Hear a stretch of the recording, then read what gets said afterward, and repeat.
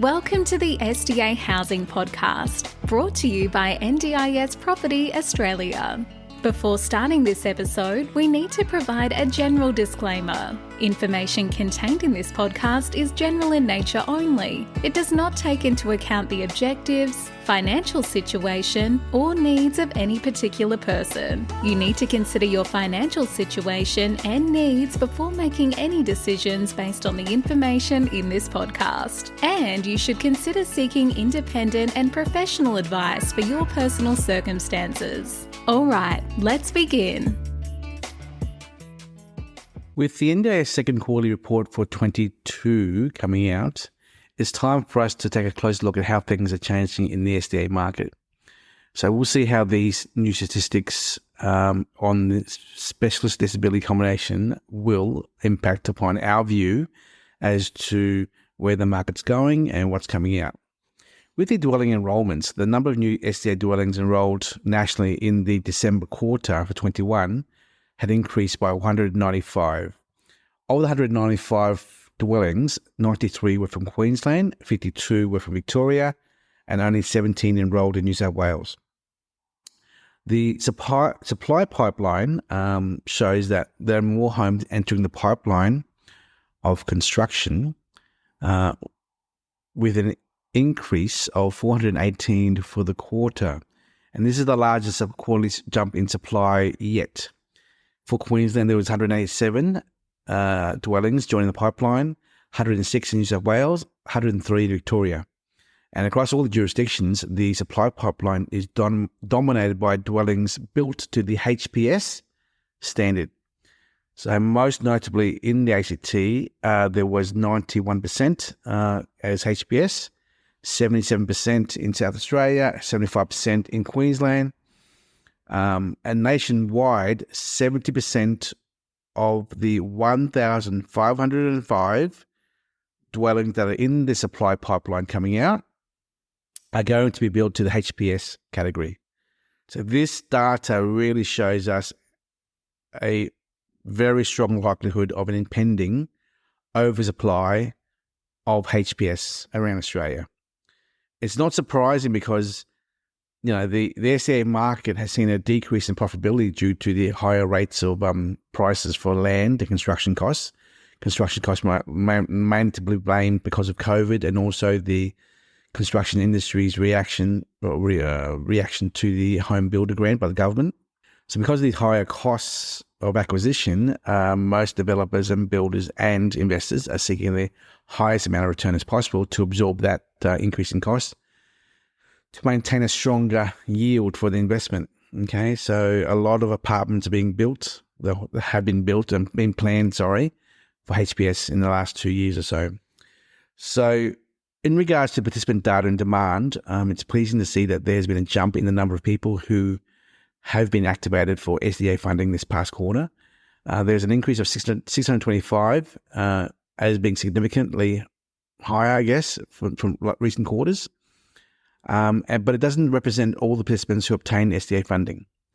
So this is only regarding those who activated the SDA funding as part of their overall package and SIL funding. The overall increase in the SDA funded participants has increased by around 6,000 in the past 6 years, with the annual spend for SDA funding going from 112 to 231 million.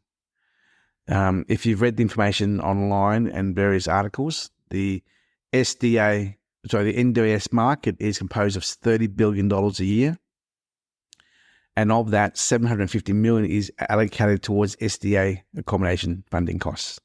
So of that $750 million planned every year, $230 million is where the number is at the moment with regards to expenditure of that allocation. So there's still a long way of hitting the promised $700 million annual spend by the NDIA. The number of SDA funded participants seeking a suitable dwelling during the December 21 period was about 4,267, which is a rise of about 410 over the previous quarter. And of the SDA funded participants currently seeking a home, only 28%, so under a third of the HPS, under a third, 28%, are seeking HPS as a dwelling. So when you compare this to the 70% of dwellings currently under construction as HPS, there's a bit of a gap there as well. Of the remaining participants looking for a new home, 32% are funded for improvability, 20% are fully accessible, and 6% are for robust. So that's a basic summary of the NDIS's quarterly report, 21-22 quarter release.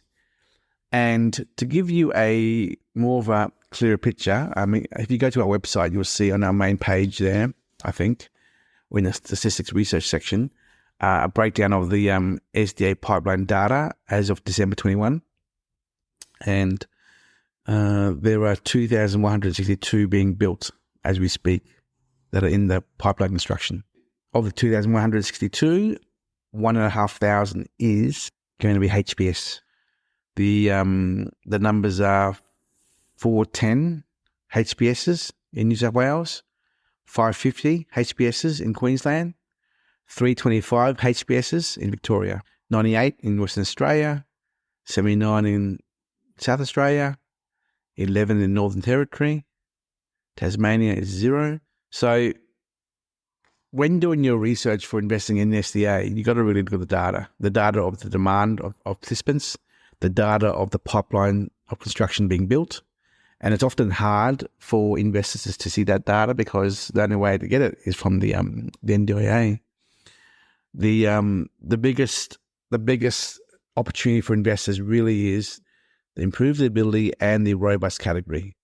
They're the two design homes which are most in demand for participants because at the moment all the investors and the developers and builders are chasing after the highest yield possible, which is the HPS standard. So that is pretty much the black and white numbers of the SDA statistics. As of October 21, there were 1,800 participants looking for an alternative SDA dwelling, and this number will obviously increase with the flight to quality, which basically means participants and their families who are living in subpar legacy homes or group homes, which are from the past era prior to the NDIS. They will be slowly looking at moving to a better quality dwelling for their own personal needs as disabled people. Still providers who will want a better design finish for these houses and apartments, for their workers to work in, to looking after the participants. And as an investor, you need to understand the target market more and build towards it. It's highly recommended that investors should focus on the participants' needs and the operators' needs, operators being the providers who are working on site, because the SDA market is maturing, even though it's still in its infancy at the moment. To future-proof your investment, you should look at other ways to improve the quality and the finish of the dwelling. For the purpose of this conversation, let's call it a house. Things to make it more future-proof would be looking at fire sprinklers, having possibly a hydrotherapy pool in the backyard, sensory gardens in the backyard as well, automation throughout the whole house, automated doors, windows and blinds and air cons, activated from voice recognition or from your phones, fox dryer in the garage, whereby people can dry their clothes on a device that comes up and down while sitting in a wheelchair as well. Just more more personal space in the outdoor patio area outside each bedroom, possibly, if there's room to build that. So there are all these little things that you can do to a design of a house to make it much more livable and suitable to participants' needs. As I mentioned earlier, legacy homes, which are usually group homes, they are funded from a state level, and in the next 3 to 5 years, we're going to see more participants move out of those environments into more suitable SIL homes or SDA homes. At the moment, in Victoria, for example, there are, I think, over 120,000 participants, roughly, and 5,000 of those people are already have SDA in their plans. So there literally is 5,200 potential SDA participants, tenants. And 4.5% is the concentration of SDA in the total market for Victoria, which is the highest in Australia. So from a location point of view, we believe Victoria is the strongest market to be in for investment purposes for SDA property investment. You can also look into areas as well to understand more of the information about a particular area. And I'll use an example of Toowoomba in Queensland, which we know very well of. So an example of this is where in Australia in 2021 June, the average funding for a participant in the NDIS is about $69,000 per year. And that's across 466,000 people who are in the NDIS. In Toowoomba itself, in Queensland, which is 2 hours west of Brisbane, it has 130,000 population with 6,100 participants in the NDIS. All right, of which the average budget is $76,000 per year. So the budget number there is higher than the average nationally. So some examples of the disabilities in that area. So of these 6,000 people, these are just the top 5 or 6. Psychosocial disability is about 562 participants in the area there of Toowoomba, and their funding is about $94,000 a year. Participants with spinal cord injury, 74 people there, and they have a budget of $128,000 per year. Autism is $39,000 as an average budget, and there are 1,673 participants in Toowoomba. Cerebral palsy, there are 228 people there, and they have a budget of $134,000 a year, and that's the largest number of all the participants in Toowoomba. And then multiple sclerosis, MS, $118,000 per year average, and there's 106 participants there. And as people may know, MS is a degenerative disease, which sees a lot of these people ending up in wheelchairs later on in their lives. So this is an example breakdown of numbers in a region. So 6,000-ish people of the 130,000 population are in the NDIS. And on average, the NDIA forecasts an average of 6% as a SDA forecast per region. So 6% of 6,000 is 360 people, should be the forecast for SDA. And at the moment, there are 210 people who are already SDA funded in Toowoomba. Okay? Of which as of May 21, 44 were living in an SDA dwelling, mostly apartments. And then another 50 or 60 were earmarked for houses being built. Okay? So this is data you get from attending Housing Hub events and webinars with the Summer Foundation, looking at the releases of information from the NDIS on their website as well. So working on third-party research, working with the data from the NDIS to see the breakdown of these disabilities and their populations, going to the demand map as well online, it gives you a very good understanding as to what is going on in that region. Okay? So that's our advice to you, to seek out advice from other professionals who do know the data. Talk to builders and developers and ask for their advice as well and their research. And if they don't have the research, then be wary, because you should really only go where the demand is, right? And talk to people who have transparency on the construction pipeline in that area as well. That's some friendly advice. So overall, I mean, that's really much what I want to cover today with regards to demand and statistics and research.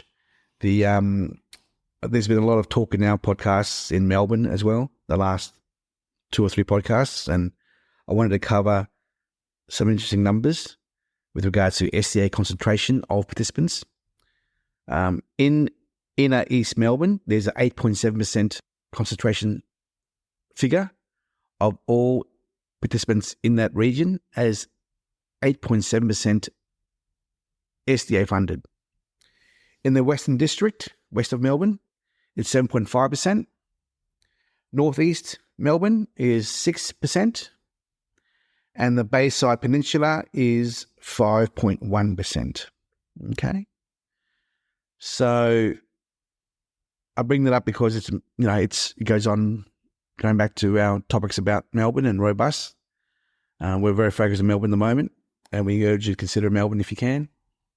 But in saying so, there are plenty of other areas around Australia, like regional New South Wales, that are looking for new dwellings for SDA as well. So we welcome any discussions with yourselves, our audience, with our staff at any time. So that will be the scope of today's podcast. I welcome you all to call our office on 1300 254397 to talk to anyone of our friendly staff to understand more about the information regarding statistics and research.